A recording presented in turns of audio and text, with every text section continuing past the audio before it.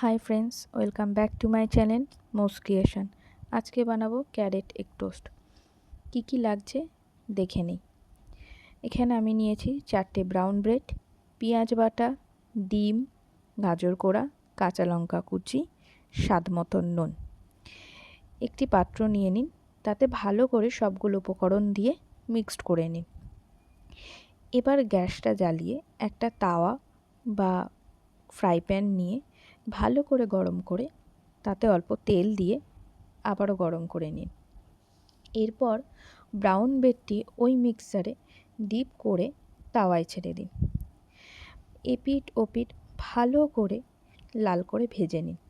এটি খেতে কিন্তু খুব সুস্বাদু হয়। বাচ্চাদের টিফিনেও দিতে পারেন, সেখানে ঝালটা অ্যাডজাস্ট করে নেবেন। বড়দের টিফিন, ব্রেকফাস্ট যে কোনো সময় খেতে পারেন। এইভাবে পরিবেশন করে দেবেন, ভালো লাগবে।